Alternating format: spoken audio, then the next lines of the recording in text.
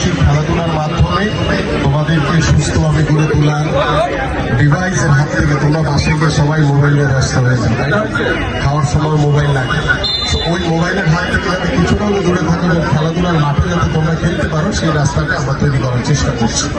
পাশাপাশি বিশেষ করে আমি তোমাদের কাছে আহ্বান করবো যে আমাদের চারিপাশে যেভাবে মাদকের ছড়াছড়ি, তোমরা তোমার পরিবারের নামকে উজ্জ্বল করার দায়িত্ব হচ্ছে তোমাদের। তোমার বাবা মারা অনেক কষ্ট করে অনেক ত্যাগ তিতিকার পরে তোমাদেরকে পড়াশোনা করাচ্ছে, তোমাদের দেখভাল করছে, তোমাদের দায়িত্ব হচ্ছে তোমরা যাতে ভুল রাস্তায় না যাও।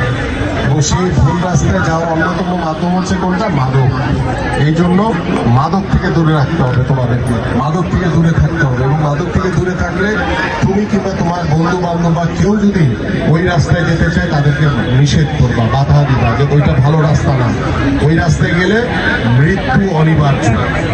সবাইকেই বলতে হবে, কিন্তু ওই অন্যায়ভাবে অপমৃত্যু যাতে কারো না হয় এই জন্য মাদক থেকে দূরে রাখা হচ্ছে অন্যতম মাধ্যম হচ্ছে খেলাধুলা। এবং সেই খেলাধুলাকে আমরা নিশ্চিত করতে চাই যে তোমাদের ন্যাশনাল বাংলা স্কুলে এত চমৎকার মাঠ, ঢাকা শহরে খুব কম স্কুল রয়েছে যে এত স্কুলের এত সুন্দর একটি মাঠ রয়েছে।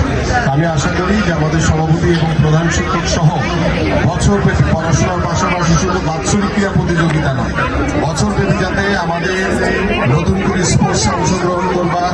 আমাদের এই যে প্রাইম মিনিস্টার কাপ শুরু হচ্ছে সেখানে তোমরা ফুটবলে অংশগ্রহণ করবা, আরো বিতর্ক প্রতিযোগিতা রয়েছে, সাংস্কৃতিক চর্চা রয়েছে, এগুলো আস্তে আস্তে করে একটা কারিকুলামে আমাদের খেলাধুলা কিন্তু তোমাদের যারা চতুর্থ শ্রেণীর ছাত্র যারা রয়েছে, বিশেষ করে ছোট যারা চতুর্থ শ্রেণী থেকে খেলাধুলা কিন্তু বাধ্যতামূলক হচ্ছে।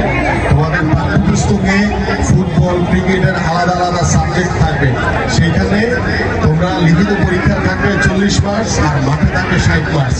এবং এই মাঠে যদি না আসো তাহলে কিন্তু পরীক্ষা তোমরা পাস করতে পারবে না, ফেল হয়ে যাবে।